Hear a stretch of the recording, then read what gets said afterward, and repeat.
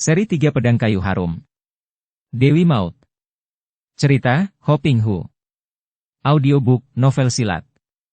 Bab 32. Beng Koko, aku lebih baik mati saja kalau tidak bisa menjadi istrinya. Kui Beng terkejut. Kiranya adiknya yang bengal ini pun serius sekali.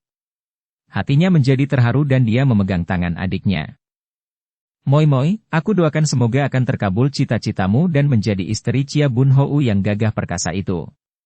Aku akan ikut merasa bangga kalau engkau bisa menjadi istrinya, Moi Moi. Akan tetapi, seperti juga aku, apakah engkau tidak mengharap terlampau tinggi? Kita ini hanyalah peranakan-peranakan barat.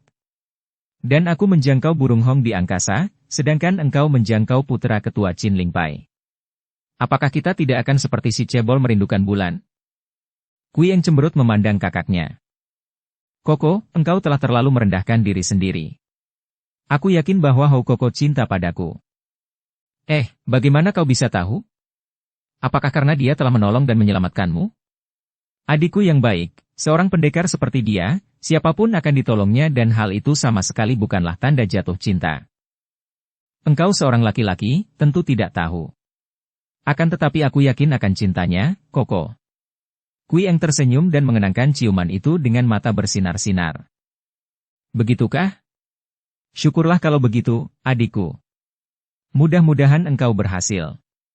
Andai kata aku gagal menjadi jodoh Hong Moi, akan tetapi melihat engkau bahagia, maka aku rela. Kebahagiaanmu lebih penting bagiku, adikku. Kui Eng memeluk kakaknya. Tidak, aku pun tidak akan berbahagia kalau melihat engkau gagal, Koko. Kita sehidup semati, senasib sependeritaan. Kui Beng menarik napas panjang dan mengelus rambut kepala adiknya. Dia mengerti apa yang dirasakan oleh adiknya yang cantik itu, perasaan yang mungkin hanya terasa oleh mereka berdua, atau oleh orang-orang yang dilahirkan kembar, suatu getaran yang menghubungkan batin mereka berdua. Beberapa hari kemudian, dengan girang kedua orang kakak beradik kembar ini mendengar akan kedatangan orang tua mereka di Entai. Mereka cepat memasuki kota itu dan seperti biasa terjadilah, jalan damai, yang sudah lazim terjadi di seluruh dunia ini, di mana ada manusia-manusia yang menyalahgunakan kekuasaannya. Yuan de Gama dan istrinya setelah mendengar urusan anak-anaknya, cepat menghubungi Tekoan dan para pembesar setempat, menghaturkan maaf dan tentu saja bukan maaf melalui kata-kata dan sikap yang memegang peran penting, melainkan maaf yang dinyatakan dalam keadaan tertutup dan yang hanya dibuka setelah berada di dalam kamar para pembesar itu, dan setelah dibuka mereka itu masing-masing dengan wajah girang menghitung jumlah emas dan perak yang akan menambah perbendaharaan mereka. Dari manakah timbulnya peristiwa-peristiwa penyuapan dan penyogokan yang telah menjalar di seluruh dunia ini? Suap dan sogok dalam bentuk apapun juga, bentuk harta benda, kedudukan, nama besar, wanita, kehormatan dan sebagainya terjadi di seluruh dunia dan agaknya telah ada semenjak sejarah berkembang. Semua ini terjadi karena manusia memegang kekuasaan dan karena manusia itu selalu memiliki kelemahan, yaitu menjadi hamba dari nafsu-nafsu keinginannya, maka manusia yang memegang kekuasaan melihat bahwa kekuasaannya itu merupakan alat yang amat berguna untuk mencapai apa yang diinginkannya. Dipergunakanlah kekuasaannya untuk memaksakan kehendaknya kepada orang lain, yaitu demi terlaksananya apa yang diinginkan dan dibutuhkannya. Padahal, selama manusia mengejar keinginan, maka tidak akan ada habisnya kebutuhan hidupnya. Dan untuk memenuhi ini, manusia tidak segan-segan melakukan apapun juga sehingga timbullah pencurian, perampokan, penipuan, pemerasan dan termasuk penyuapan dan pemogokan yang menjadi akibat dari pemerasan. Oleh karena itu, segala tindak korup di dunia ini tidak akan dapat dihentikan oleh apapun juga selama manusia menjadi hamba dari nafsu-nafsu keinginannya sendiri. Selama manusia belum mengenal diri pribadi dan tidak sadar bahwa dirinya lah sumber segala kebusukan. Dunia akan menjadi sebuah tempat yang berbeda sekali apabila kita sudah tidak lagi dikejar atau mengejar kebutuhan. Sandang pangan dan tempat tinggal memang merupakan keperluan mutlak bagi manusia hidup, namun sayang, bukan yang tiga itulah sesungguhnya yang kita kejar-kejar, yang menjadi kebutuhan kita, melainkan kesenangan, kepuasan yang tidak ada ukurannya lagi akan besar dan banyaknya. Maka bahagialah mereka yang tidak membutuhkan apa-apa. Bukan berarti menolak dan memantang segala sesuatu, melainkan tidak mencari dan tidak akan mengejar. Kalau ada, boleh, kalau tidak pun tidak akan mengejar, karena pengejaran ini yang menimbulkan segala macam bentuk kejahatan di dunia. Yuan Degama dan istrinya, Zhou Lihua, bukan orang-orang yang suka menyuap pembesar. Kiranya tidak ada orang, betapapun kayanya dia, yang suka membuang-buang uang untuk menyuap dan menyogok kanan-kiri. Hal ini dilakukan dalam keadaan terpaksa, karena itu merupakan satu-satunya jalan untuk keluar dari kesulitan yang sengaja ditekankan oleh mereka yang memegang kedudukan. Mendengar akan peristiwa anak-anak mereka yang membasmi sarang bajak laut musuh besar mereka Tokugawa, yang kemudian mengakibatkan kemarahan Tekoan, maka Yuan Degama cepat-cepat mengambil jalan damai itu, menggunakan kekayaan untuk menghabiskan persoalan yang tentu akan menjadi berlarut-larut kalau dilawan dengan kekerasan. Lain kali, kalau ayah dan ibu tidak berada di rumah, kalian jangan bertindak ceroboh dan menanti saja sampai kami pulang. Yuan Dege menegur kedua orang anaknya setelah dia berhasil membereskan urusan itu dengan emas dan perak. Ayah, kalau kakak diculik gerombolan Tokugawa, masa aku harus tinggal diam saja? Kui Eng membantah ayahnya. Anak-anak kita tidak bersalah, kata Lihua dengan sabar kepada suaminya. Agaknya engkau lupa bahwa kita bukan tinggal di barat, di mana petugas hukum lebih baik daripada di sini, suamiku. Seolah-olah engkau sudah lupa saja akan semua pengalaman kita dahulu. Yuan Degama memegang tangan istrinya penuh kasih sayang. Engkau seorang pendekar wanita, istriku sayang, tentu saja pandanganmu selalu demikian, yaitu menggunakan kekerasan menghadapi kejahatan. Ah, kalau saja aku tidak kasihan kepadamu yang tidak betah tinggal di barat, tentu akan kuboyong semua keluarga kita ke sana. Kalau ayah ingin tinggal di barat, biar kami berdua tinggal di sini saja. Kui Eng tiba-tiba berkata dengan sikap manja.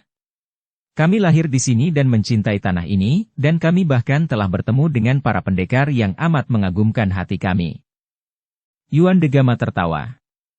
Dia paling sayang kepada anaknya yang perempuan ini, yang selalu dimanjanya karena anak itu mirip sekali dengan istrinya. Hahaha, darah ibumu lebih kuat mengalir di tubuhmu daripada darahku, Maria. Tentu saja engkau cinta negara dan bangsa ini. Akan tetapi Zhou Lihua memandang kedua orang anaknya itu penuh perhatian, lalu bertanya. Bertemu dengan pendekar-pendekar? Siapa mereka dan di mana? Kami belum menceritakan pengalaman-pengalaman kami yang amat hebat kepada ibu dan ayah, jawab Kui Beng. Sesungguhnya ketika ayah dan ibu pergi, kami berdua telah mengalami hal-hal yang amat luar biasa. Keributan di Pulau Hiu melawan anak buah Tokugawa itu, tanya Yuan Degama, diam-diam merasa girang dan kagum bahwa kedua orang anaknya itu mewarisi keberanian dan kepandaian ibu mereka. Ah, itu sih pengalaman kecil tidak berarti, kata Kui Eng. Akan tetapi dalam pertempuran kami melawan anak buah Tokugawa, kami sudah bertemu dengan seorang pendekar yang mengenal baik nama ibu. Dia adalah Tio Tuako, yang bernama Tio Sun dan tahukah ibu siapa dia? Dia adalah putra tunggal dari seorang bekas pengawal yang setia dari suhu ibu, kata Kui Beng. Ah, putra Ban Qin Kui? Zhou Lihua bertanya, segera dapat menduga setelah mendengar si orang itu. Benar, dia amat lihai dan tanpa bantuan dia, sukar bagiku untuk menolong Beng Koko. Mula-mula aku yang bertemu dengan Tio Tuako, ibu. Dan Kui Eng lalu menceritakan pertemuannya dengan Tio Sun ketika pemuda perkasa ini dikeroyok oleh orang-orang mabok dan dia yang sedang kebingungan karena kakaknya diculik Tokugawa, melihat kelihayan Tio Sun lalu belajar kenal dan minta bantuannya. Girang sekali hati Zhou Lihua mendengar betapa putra dari bekas pengawal suhunya itu telah menolong menyelamatkan putranya. Di mana dia sekarang? Mengapa tidak kalian tahan supaya bertemu dengan kami di sini? Dia sudah pergi, ibu, bersama para pendekar yang lain. Ibu dan ayah tentu terkejut sekali mendengar pengalaman kami selanjutnya, kata Kui Beng. Beng Koko, biar aku yang bercerita kepada ibu. Kui Eng memotong kata-kata kakaknya. Kui Beng tersenyum dan menggerakkan pundaknya, kebiasaan yang merupakan ciri khas dari ayahnya. Pertama-tama ibu dan ayah berdua agar jangan kaget. Kami berdua telah bertemu dengan putra ketua Qin Ling Pai yang bernama Chia Bun Hou. Ai! Zhou Lihua terkejut dan Yuan Degama juga tercengang karena tidak menyangka bahwa anak-anaknya akan berjumpa dengan putra pendekar sakti Chia Keng Hong. Juga dengan seorang pendekar wanita yang kepandaiannya seperti Dewi Kahyangan, namanya Nona Hong. Sayang kami tidak tahu siapa nama lengkapnya dan murid siapa dia itu. Kui Beng yang sudah tidak sabar itu segera memperkenalkan Dara yang menjadi pujaan hatinya. Dan selain putra ketua Qin Ling Pai, juga kami bertemu dengan putrinya. Apa? Chia Gyokking. Su Lihua bertanya dan Kui Eng mengangguk. Singa betina itu masih muncul di dunia Kang Ou. Yuan Degama juga bertanya dengan kagum. Masih ada lagi, Ibu. Kui Eng berkata lagi, gembira menyaksikan betapa ayah dan ibunya dilanda kekagetan yang bertubi-tubi. Dan ibu pasti tidak dapat menduga siapa dia. Suami istri itu bengong terlongong mendengar semua cerita itu, kadang-kadang menahan napas kalau mendengar bagian-bagian yang menegangkan, apalagi ketika mendengar betapa nyaris putri mereka diperkosa oleh Toat Bengkau Busit. Setelah ada kesempatan bicara, Yuan Degama tertawa. Hahaha, ternyata kalian berdua adalah petualang-petualang seperti juga ibu kalian. Apakah bapaknya juga bukan seorang petualang besar? Kalau bukan, masa jauh-jauh dari bagian dunia lain di barat datang ke sini dan menikah dengan seorang wanita pribumi? Su Lihua mencela suaminya dan Yuan Degama hanya tertawa. Ibu, Eng Moi jatuh cinta kepada penolongnya, kepada Chia Bon Ho. Tiba-tiba Kui Beng berkata. Sebelum ayah dan ibu itu hilang kagetnya, Kui Eng juga sudah membalas kakaknya. Dan Beng Koko tergila-gila kepada burung, Nona Hong yang menyelamatkannya dari Hui Gia Kang Chiok Li Kim. Eng Moi bilang lebih baik mati kalau tidak menjadi istri Chia Bun Ho. Kui Beng kembali membalas. Dan Beng Ko bersumpah untuk mencari Nona Hong yang seperti Dewi itu. Kui Eng membalas. Ayah dan ibu itu saling pandang dan Su Lihua mendengar suaminya menarik napas panjang. Sampai lupa aku bahwa anak-anakku telah menjadi dewasa. Engkau sih hanya ingat berdagang saja. Su Lihua mencela. Kemudian, dia memandang kedua orang anaknya dan berkata. Bengji dan Engji, jangan kalian main-main dengan urusan cinta. Hati yang muda memang mudah sekali tergelincir dan tertarik akan yang indah-indah. Jangan lantas menentukan bahwa kalian jatuh cinta kalau kalian hanya tertarik oleh seseorang karena kegagahan dan keelokan wajahnya. Tidak, Ibu. Aku dan dia. Hou Koko itu, kami sudah saling mencinta. Dan aku diselamatkan olehnya dalam keadaan seperti itu, Ibu. Aku telah bersumpah bahwa hanya ada dua pria saja yang melihatku dalam keadaan seperti itu, yang pertama adalah iblis yang telah mampus itu, dan kedua adalah calon suamiku. Dukung channel Novel Silat dengan subscribe, follow, like, komen dan share. Dan bagiku juga tidak ada wanita seperti dia, Ibu. Aku harus berjodoh dengan dia, kalau tidak hidupku tentu akan merana. Kui Beng juga berkata. Su Lihua mengerutkan alisnya dan memandang kepada suaminya dengan sinar mata marah. Melihat ini, Yuan Degama yang amat mencinta istrinya lalu tersenyum dan berkelakar. Nah, kenapa marah-marah kepadaku? Mereka sudah dewasa dan jatuh cinta, apa salahnya? Apa salahnya? Inilah akibat perbuatanmu, tahu? Kok jadi aku yang kau salahkan, istriku yang manis? Yuan Degama, ini adalah gara-gara engkau mengajarkan bahasa Portugis kepada mereka, lalu kau suruh mereka baca buku-buku roman itu. Cinta kasih mana bisa dipelajari dari buku? Kalau memang tidak ada rasa di hati, masa mereka begitu mati-matian? Sudahlah, kita harus urus hal ini. Anak-anak kita baru saja berkenalan dengan mereka dan dengan dunia Kang Ou. Anak-anak kita belum berpengalaman. Aku akan mengajak mereka pergi berkunjung ke Chin Ling Pai. Pertama untuk memberi hormat kepada Chia Tai Hiap dan keluarganya, kedua untuk mempererat hubungan. Setelah ada ikatan hubungan persahabatan, baru kita boleh pikir-pikir tentang hubungan perjodohan itu. Kita ke Chin Ling Pai, Ibu. Horai! Kui yang sudah girang sekali dan berloncatan, akan tetapi meringis karena kaki kirinya belum sembuh sama sekali dan dia terpincang-pincang duduk kembali di atas kursinya. Dan kita selidiki tentang Nona Hong itu, kata pula Kui Beng dan ibunya mengangguk. Memang sebaiknya begitu, pula, engkau sudah terlalu lama terkurung di sampingku, istriku sayang. Padahal dahulu engkau adalah seorang pendekar wanita yang biasa terbang bebas. Biarlah kau kukeluarkan dari kurungan untuk sementara, bersama anak-anakmu. Dengan kau di samping mereka, hatiku takkan merasa gelisah. Aku akan menjaga rumah di sini mengurus pekerjaan. Dagang lagi, istrinya mencela. Bukan hanya itu. Kalau aku pergi ke pedalaman, tentu hanya akan menimbulkan hal-hal yang tidak baik dan tidak enak saja. Engkau tentu mengerti akan hal ini, istriku yang tercinta. Ataukah engkau tidak bisa berpisah dariku, padahal baru saja kita melakukan perjalanan bulan madu kedua sampai berbulan-bulan ke barat. Yuan Degama memeluk dan mencium istrinya di depan anak-anaknya karena hal ini memang biasa bagi mereka. Wah! Siapa yang tidak dapat berpisah? Li Hua mencela akan tetapi setelah membalas ciuman suaminya itu. Kedua orang anaknya tertawa, sudah biasa mereka menyaksikan ayah dan ibu mereka itu bergurau, bercinta, dan kadang-kadang pura-pura bercekcok, padahal semua itu hanya sebagai tanda kasih sayang satu sama lain. Ibu dan dua orang anaknya itu lalu bersiap-siap.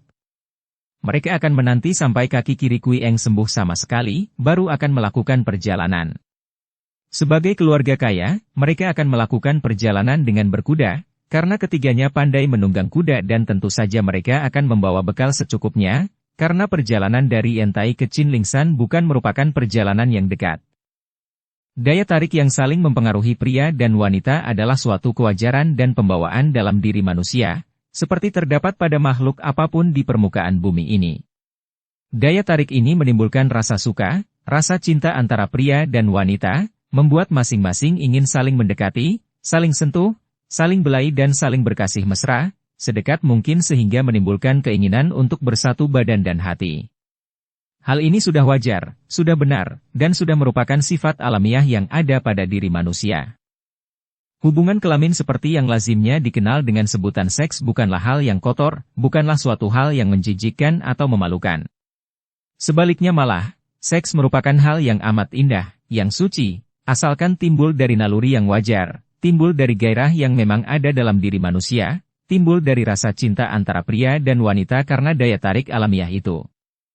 Hubungan seks adalah suatu hal yang terhormat, suatu kenikmatan hidup yang patut dan layak dialami oleh setiap orang manusia, asal saja dilakukan dengan wajar dan dengan mata terbuka, dengan penuh kesadaran dan bukan dalam keadaan dimabok nafsu sehingga menjadi perbuatan membuta dan menjadi hamba daripada nafsu berahi belaka.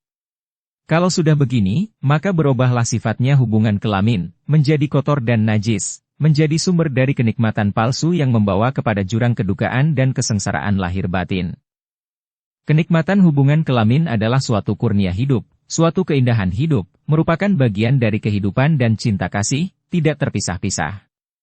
Seks bukanlah yang mutlak terpenting dalam hidup, bukan pula hal yang diremehkan. Akan tetapi, seperti segala sesuatu dalam hidup, apabila seks sudah merupakan suatu kebutuhan yang dicari-cari, yang dikejar-kejar, maka hal itu akan hanya membawa kita ke dalam jurang kesesatan langkah yang akhirnya akan menghancurkan kita sendiri. Sia-sia belaka mereka yang mencari kesucian dengan menjauhi dan menganggap hubungan seks sebagai suatu pantangan, lalu bertapa, atau menyendiri, akan tetapi di dalam hatinya tersiksa karena digerogoti oleh nafsunya sendiri. Nafsu apapun bukan harus dipantang, bukan harus ditekan, melainkan semestinya dipandang, dimengerti. Bagaikan api, nafsu bukan harus ditutup karena api itu tidak akan padam, seperti api dalam sekam yang sewaktu-waktu akan membakar pula. Api nafsu itu semestinya dipandang dan dari pandangan ini timbul kewaspadaan, timbul kesadaran, dan api itu akan menjadi nikmat dan manfaat hidup, bukan merusak. Hubungan kelamin yang merupakan sesuatu yang amat indah dan murni, di mana manusia kehilangan akunya, akan berubah menjadi nafsu berahi yang membakar dan memperbudak jika pengalaman ini disimpan di dalam ingatan. Dengan mengingat-ingat, mengenangkan kenikmatan dalam hubungan atau pengalaman itu, timbullah nafsu berahi yang mendesak dan menggelora batin, yang membuat kita menjadi hambanya dan mulailah kita mengejar dan mencari, ingin mengalami lagi kenikmatan itu dan dengan demikian, kenikmatan ini menjadi satu di antara kepentingan-kepentingan hidup yang dikejar-kejar untuk didapatkan, maka mulailah pula langkah-langkah sesat kita ambil demi untuk memperolehnya. Maka sudah jelaslah bahwa hubungan kelamin baru benar apabila dilakukan oleh sepasang manusia yang saling mencinta sebagai puncak daripada kasih mesra yang saling ditujukan sebagai tanda bersatunya badan dan hati. Apabila hubungan ini dilakukan oleh sepasang manusia tanpa dasar cinta kasih, maka itu hanyalah dorongan nafsu berahi belaka dan tidak dapat dihindarkan lagi tentu akan mengakibatkan duka dan kesengsaraan, penyesalan dan kekecewaan. Dimanapun, bila manapun, siapapun dapat saja mengalami hal-hal yang berhubungan dengan asmara antara pria dan wanita, dan siapapun juga yang belum sadar akan diri sendiri, belum mengenal diri pribadi dan segala kelemahannya, betapapun cintanya dia, betapapun terpelajarnya dia dapat saja menjadi korban yang amat lemah dari cengkeraman nafsu berahi. Gadis yang cantik manis dan masih muda belia itu menangis seorang diri di bawah sebatang pohon besar, terlindung dari perkampungan oleh serumpun bambu kuning yang tumbuh dengan suburnya dan sedikitnya mempunyai kelompok yang terdiri dari 20 batang lebih. Angin pegunungan Chinlingsan bertiup lembut, namun cukup menggerak-gerakkan daun-daun bambu yang lincah sehingga menimbulkan desau dan desah gemerisik daun yang resah, seresah hati dan pikiran darah muda belia yang menangis lirih itu. Biarpun suara tangisnya lirih, namun guncangan pundaknya yang keras menandakan bahwa tangisnya keluar dari hati yang sedang remuk. Gadis ini adalah Yalima, gadis Tibet yang kini tinggal di Chinlingsan, yang oleh In Hong ditinggalkan di Chinlingpai karena menurut In Hong, Yalima harus dijodohkan dengan Chia Bun Hou karena menurut pengakuan Yalima, pemuda putra Chinlingpai itu adalah pacar gadis Tibet itu. Biarpun ketua Chinlingpai, yaitu Chia Keng Hong, bersikap cukup manis biarpun jarang bicara terhadap gadis Tibet ini, dan biarpun dia diperlakukan dengan sikap yang cukup ramah dan dihormati oleh para pelayan dan anak murid Chinlingpai karena dia dianggap sebagai seorang sahabat baik dari Chia Bun Hou, namun Yalima merasa tidak betah tinggal di situ. Hal ini terutama sekali karena dia merasa benar bahwa sesungguhnya dirinya tidak disuka di tempat itu, dan kadang-kadang rasa tidak suka ini tercermin keluar dari wajah Nyonya Ketua atau Ibu Bun Hou. Memang sebenarnya demikianlah. Di dalam hati kecil si Biao Eng, nenek yang menjadi istri Ketua Chinlingpai itu, terdapat rasa tidak puas mendengar bahwa putranya berpacaran dengan Yalima, bahwa putranya ingin memperistri gadis Tibet yang bodoh, lemah dan buta huruf itu. Sungguh tidak sesuai menjadi istri putranya, menjadi mantunya. Nenek perkasa ini memang maklum bahwa pendapatnya yang demikian itu adalah tidak benar sama sekali, bahwa perjodohan adalah berdasarkan suka sama suka, berdasarkan kasih sayang, dan segala macam kedudukan, kepandaian dan harta kekayaan sama sekali tidak ada hubungannya dengan itu. Namun, sebagai seorang wanita, sukar baginya untuk merelakan putranya yang dianggapnya paling tampan, paling lihai dan paling hebat itu berjodoh dengan seorang gadis dusun suku bangsa Tibet yang pada waktu itu dalam pandangan umum merupakan bangsa setengah biadab. Yalima menangis. Di dalam hatinya dia mengeluh dan mengadukan nasibnya kepada para dewa yang dipujanya, para dewa yang tinggal di puncak-puncak pegunungan Himalaya, yang tahu akan segala derita manusia dan yang bertugas mengatur nasib manusia. Diam-diam dia menyesali dirinya sendiri yang lemah, yang telah tergelincir sehingga kini dia menghadapi malapetaka, menghadapi aib dan mungkin sekali akan menerima kemarahan hebat dari Ketua Chinlingpai dan istrinya. Semua yang dialaminya selama dia tinggal di Chinlingsan 4-5 bulan lamanya, teringat dengan jelas menjadi bayang-bayang di antara linangan air matanya. Mula-mula terjadi kurang lebih 2 bulan yang lalu. Dia telah tinggal hampir 3 bulan di Chinlingsan dan setiap hari dia merindukan Bun Hou dan menanti-nanti kembalinya pemuda yang dikaguminya itu. Akan tetapi yang ditunggu-tunggu tak kunjung datang dan sikap ibu pemuda itu terhadap dirinya dirasakannya kurang manis, bahkan kadang-kadang dia menerima omelan kalau dia kurang rajin membantu para pelayan.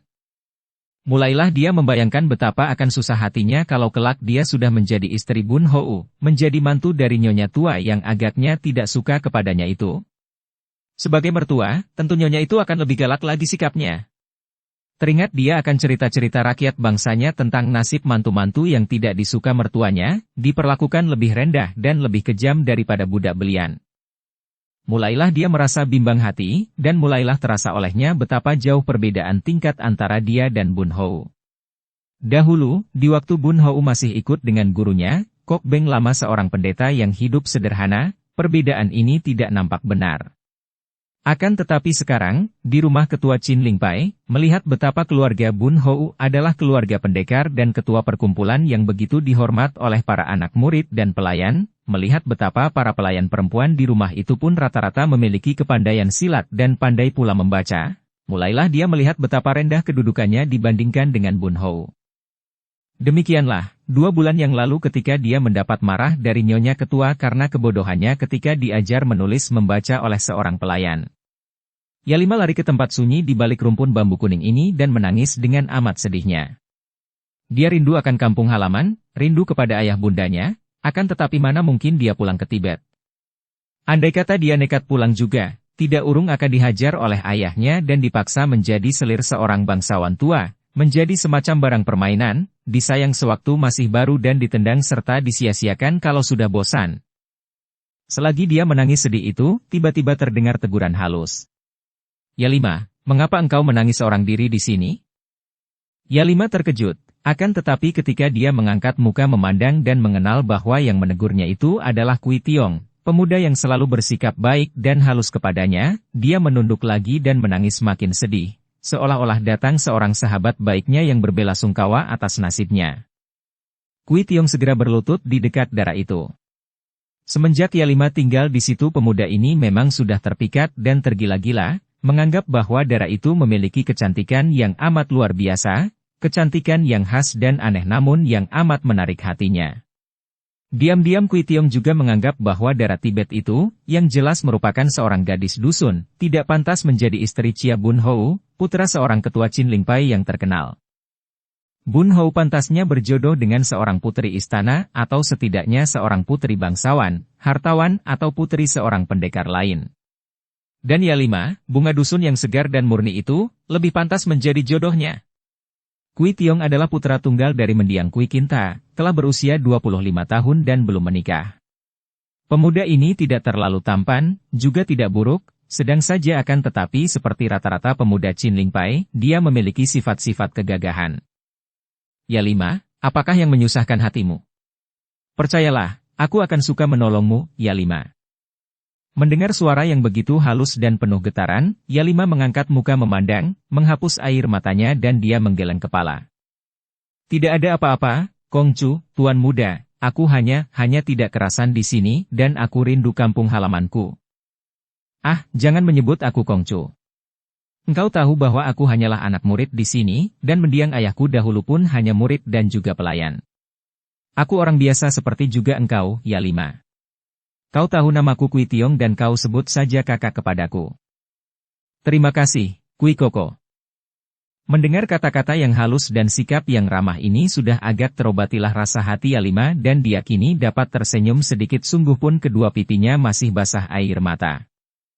Melihat wajah yang demikian cantiknya, pipi yang basah itu kemerahan, mata yang lebar dan jeli itu seperti mata seekor kelinci ketakutan minta perlindungan. Mulut yang kecil itu dengan bibir penuh kemerahan seperti buah angko kemerahan yang sudah masak dan berkulit tipis sekali sehingga agaknya kalau tergigit sedikit saja tentu akan pecah dan mengeluarkan cairan yang manis. Jantung Kui Tiong berdebar keras dan hatinya dipenuhi keharuan yang mendalam.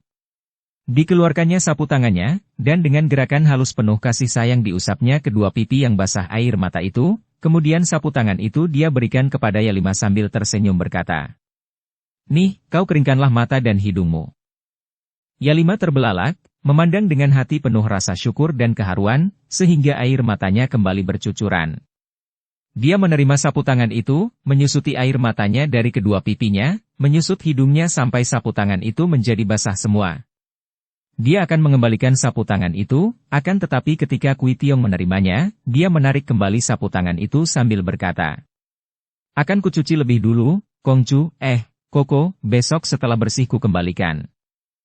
Tidak usah, Kui Tiong menarik sapu tangannya akan tetapi dipertahankan oleh Ya Lima. "Sapu tanganmu kotor, Koko." "Tidak, sebaliknya malah. Aku ingin menyimpannya bersama bekas air matamu, Ya Lima." Merah seluruh muka darah itu dan dengan tangan gemetar dia melepaskan sapu tangannya. Dengan mata terbelalak keheranan dia melihat Kui Tiong mencium sapu tangan basah itu sebelum menyimpannya di dalam saku bajunya. "Kui Koko, mengapa kau lakukan itu?" Ya Lima bertanya, hatinya tergetar keras. "Mengapa?" Karena aku cinta padamu, Ya Lima. Engkau cantik seperti bidadari, engkau segar seperti bunga di puncak gunung, wajah seperti daun bambu kuning itu, dan engkau, sendirian dan patut dilindungi mati-matian." "Kui Koko, apa artinya ini?" Ya Lima masih memandang terbelalak, terkejut bukan main karena sungguh tak disangkanya bahwa pemuda yang dikiranya hanya baik dan kasihan kepadanya itu ternyata mencintanya sedemikian rupa. "Artinya, aku cinta padamu dan aku akan melindungimu dengan taruhan nyawaku. Akan tetapi, engkau adalah calon jodoh Chia Kongcu." Kui Tiong membalikan tubuhnya memandang ke lain jurusan, suaranya tergetar penuh kedukaan. Wanita juga adalah seorang manusia biasa, dari darah dan daging, dengan hati dan perasaan yang amat lemah dan halus. Wanita selalu haus akan kasih sayang orang lain, terutama kasih sayang pria. Telah lama sekali, semenjak berpisah dari Bun Hou, Yalima mengalami banyak kesengsaraan dan rasa rindunya terhadap Bun Hou tak pernah terobati karena selama itu dia tidak pernah bertemu dengan Bun Hou. Dahulu, di waktu dia masih berada di Tibet, Yalima bertemu dengan Bun Hou dan tentu saja dia tertarik sekali, bukan hanya karena Bun Hou amat tampan, akan tetapi karena di perkampungannya, dia melihat pemuda-pemuda Tibet tidak ada yang segagah Bun Hou. Pemuda-pemuda sekampungnya adalah orang-orang pegunungan yang sederhana, tidak pandai berlagak, maka tentu saja Bun Hou kelihatan menonjol dan sekaligus memikat hatinya. Kini, di Qinlingpai, dia melihat banyak sekali pemuda perkasa, biarpun tidak mudah mencari seorang pemuda seperti Bun Hou, namun dibandingkan dengan para pemuda di pegunungan Tibet, para pemuda Qinlingpai merupakan pemuda-pemuda yang jauh lebih unggul dalam segala-galanya. Sejak sejarah berkembang sampai kini, hati wanita memang amat lemah terhadap sikap manis dan bujuk rayu pria. Memang sudah menjadi naluri wanita dan segala jenis makhluk betina untuk memancing perhatian dan pujian dari lawan jenisnya, untuk memperkuat daya tariknya terhadap golongan jantan dan akan banggalah hatinya kalau golongan jantan terpikat oleh kecantikannya. Wanita haus akan pujian pria, hal ini wajar sungguh pun kaum wanita suka menyembunyikannya, bahkan kadang-kadang berdalih marah-marah kalau dipuji, sungguh pun di dalam hatinya pujian dari mulut dan pandang mata pria merupakan peristiwa yang paling mengesankan di dalam hatinya. Pemuda-pemuda sekampungnya adalah orang-orang pegunungan yang sederhana, tidak pandai berlagak, maka tentu saja Bun Hou kelihatan menonjol dan sekaligus memikat hatinya. Kini, di Qinlingpai, dia melihat banyak sekali pemuda perkasa, biarpun Yalima pun demikian pula. Apalagi dia, seorang dara remaja yang sedang dewasa, bagaikan bunga sedang mekar semerbak, mempunyai daya tarik yang tersembunyi di dalam keindahannya, warnanya dan keharumannya agar menarik datangnya kumbang jantan. Yalima sedang kesepian dan rindu akan rayuan dan pujian Bun Hou yang tidak pernah datang, apalagi pada saat itu dia sedang merasa sengsara hatinya karena merasa tidak disuka. Padahal, tidak disuka ini merupakan kedukaan paling hebat bagi wanita. Tidak disuka berarti tidak dibutuhkan, padahal wanita haus akan perasaan dibutuhkan ini, apalagi dibutuhkan oleh pria, dibutuhkan oleh anak-anaknya. Dalam keadaan kosong seperti itu, muncullah Kui Tiong dalam hidupnya, tentu saja merupakan embun pagi bagi setangkai bunga yang kekeringan, merupakan curahan hujan bagi pohon yang kehausan. Mula-mula hubungan mereka hanya sebagai sahabat yang akrab dan karib sekali. Yalima mulai bergembira hatinya karena Kui Tiong pandai menghiburnya. Dengan usianya yang sudah 25 tahun, sudah cukup dewasa dan matang, Kui Tiong bahkan lebih pandai merayu dibandingkan dengan Bun Hou yang masih hijau. Dan Kui Tiong betul-betul jatuh cinta kepada Yalima sehingga akhirnya runtuhlah pertahanan Yalima, runtuhlah sisa-sisa kesetiaannya terhadap Bun Hou yang hendak dipertahankannya. Hal ini bukan berarti bahwa Yalima adalah seorang wanita yang tidak setia, melainkan karena jalinan cintanya dengan Bun Hou masih belum kuat benar, atau yang lebih terkenal dinamakan cinta monyet, atau cinta muda-mudi yang masih mentah dan yang hanya sekedar tertarik oleh lahir belaka, belum mendalam sampai ke batin sehingga mudah luntur. Sebaliknya, getaran sayang Kui Tiong terasa oleh Yalima, menjatuhkannya dan bujukan-bujukan Kui Tiong membuat Yalima gadis dusun itu menjadi mabok kepayang. Kui Tiong maklum akan bahayanya hal ini. Dia jatuh cinta kepada pacar Cia Bun Hou. Akan tetapi, karena cintanya memang bukan hanya cinta berahi belaka, dia berani menghadapi segala akibatnya, bahkan dia lalu membujuk dan merayu Yalima sehingga Yalima akhirnya runtuh dan menyerahkan dirinya dengan sukarela dan dengan gairah yang menggelora. Terjadilah hubungan badan di antara kedua orang muda itu. Hal ini disengaja oleh Kui Tiong karena dia maklum bahwa hanya inilah satu-satunya jalan agar Yalima menjadi istrinya. Kui Tiong lupa bahwa jalan menuruti nafsu adalah jalan yang tak mengenal mundur lagi. Sekali melangkah, harus dilanjutkan dengan langkah-langkah lain, karena nafsu berahi adalah seperti api yang membakar dan terus menjalar makin membesar. Sekali dituruti secara membuta, akan makin menggelora. Demikian pula halnya dengan Kui Tiong dan Yalima. Hubungan pertama kali yang hanya disaksikan oleh tumbuh-tumbuhan, terutama oleh rumpun bambu kuning membuat pertahanan mereka bobol dan hubungan itu dilanjutkan terus-menerus setiap kali ada kesempatan. Hanya rumpun bambu kuning itulah yang menjadi saksi betapa mesranya keadaan mereka, betapa mereka telah lupa diri, lupa keadaan dan kehilangan pertimbangan, kehilangan kesadaran, hanya memejamkan mata menulikan telinga menurut nafsu berahi yang membakar dan yang memperhamba mereka berdua. Dan pagi hari itu, Yelima menangis seorang diri di dekat rumpun bambu kuning. Setelah 2 bulan mereka melakukan hubungan gelap seperti itu, kini terasalah suatu kelainan pada dirinya. Naluri kewanitaannya memberitahu kepada Dara yang bodoh ini akan perubahan itu dan pagi hari itu, sambil menanti munculnya kekasihnya, ia menangis lirih namun hatinya seperti disayat-sayat rasanya. Dia telah mengandung. Betapa banyaknya di dunia ini terjadi peristiwa seperti yang dialami oleh Yelima. Betapa banyaknya gadis-gadis di dunia ini yang terbujuk oleh nafsu berahi, mengadakan hubungan kelamin di luar pernikahan dan mengandung. Lebih celaka lagi, betapa banyaknya akibat-akibat yang amat mengerikan dan hebat terjadi sebagai lanjutan dari peristiwa ini. Bunuh diri, pengguguran, pembunuhan dan sebagainya. Betapa lemah dan piciknya manusia. Salahkah Yelima dan gadis-gadis seperti dia itu? Berdosakah mereka? Siapakah yang bersalah kalau terjadi hal seperti itu? Si gadiskah? Si pemudakah? Atau keadaan? Pergaulan? Pendidikan? Tidak ada gunanya menyalahkan siapapun juga, karena kalau diusut, semuanya salah. Memang kehidupan manusia, cara hidup manusia seperti yang kita hayati selama ribuan tahun ini salah dan palsu adanya. Kita hidup seperti mesin, kita hidup seperti alat-alat mati, kita hidup hanya menurut garis-garis yang telah ditentukan oleh manusia-manusia lain, manusia-manusia terdahulu yang merupakan tradisi, ketahayulan, hukum-hukum yang mati dan kaku. Kita hidup dituntun, dibimbing, dikurung dan dipaksa untuk menyesuaikan diri dengan contoh-contoh dan pola-pola yang telah dibangun oleh peradaban sejak ribuan tahun. Peradaban yang sesungguhnya tidak beradab. Segala sesuatu dalam hidup, baik buruknya dipandang dari segi hukum dan ketentuan umum, sehingga segalanya palsu adanya. Kesopanan dipandang dari pakaian dan sikap yang sesungguhnya pun hanya pakaian yang tak nampak, dan ini sudah menjadi pendapat umum yang mati. Padahal kesopanan letaknya di dalam batin, bukan di dasi atau sepatu. Demikian pula, kebenaran, kebajikan, budi dan lain-lain ditukar dari pendapat umum yang hanya memperhatikan lahiriah belaka. Padahal sumbernya adalah di dalam batin, dan hanya diri sendirilah yang dapat mengerti apakah kesopanan yang dilakukan itu, apakah kebajikan dan lain sebagainya yang dilakukan itu palsu belaka, pura-pura belaka, ataukah wajar. Kalau wajar dan tulus, tanpa pamrih, tanpa diikat oleh aturan-aturan lahiriah, itu barulah benar. Hukum pula yang menentukan bahwa hubungan kelamin baru benar kalau dilakukan setelah pria dan wanita itu menikah. Atau baru benar kalau dilakukan oleh orang-orang yang berjual beli dan sudah disahkan pemerintah. Benarkah demikian?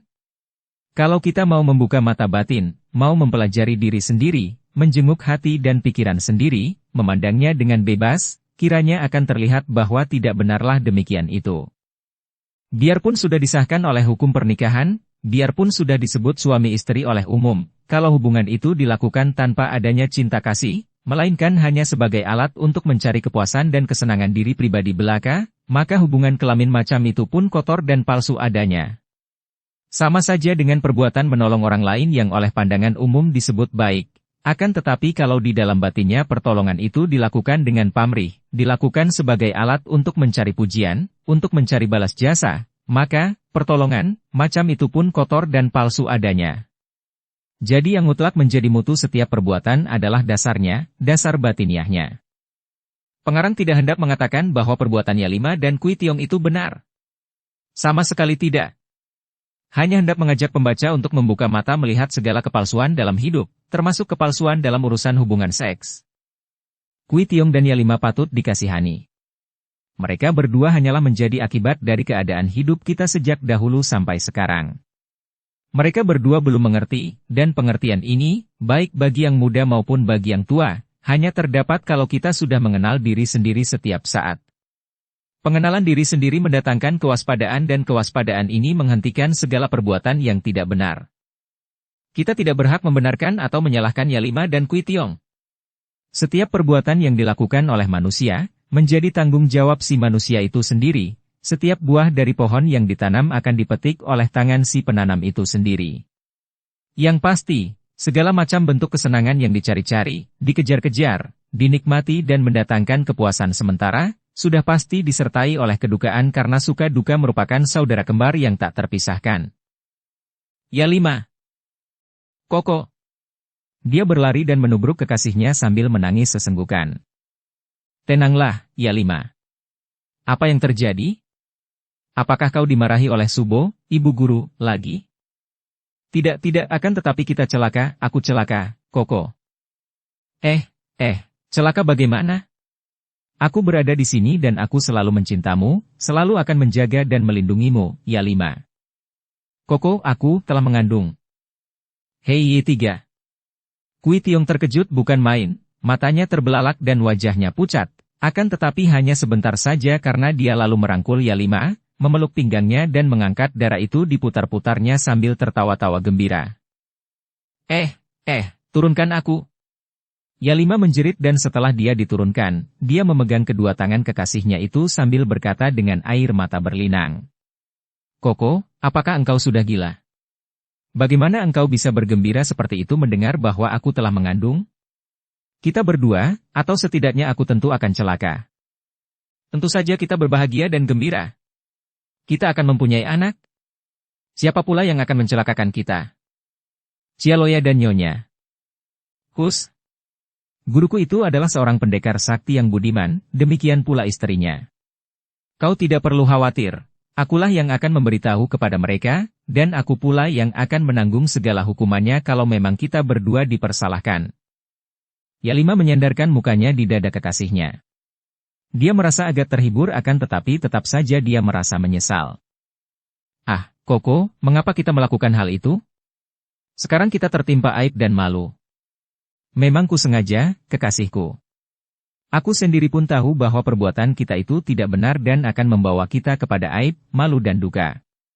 Akan tetapi, aku terlalu cinta padamu, aku tidak ingin melihat engkau menjadi istri orang lain, maka aku menempuh jalan nekat itu. Biarlah, kini aku yang akan menanggung. Sekarang juga aku akan menghadap Suhu dan Subo, dan kau kembalilah ke tempat kerjamu, bekerjalah seperti biasa dan jangan takut. Bersambung ke bab 33. Dukung kami dengan subscribe, follow, like, komen dan share. Terima kasih.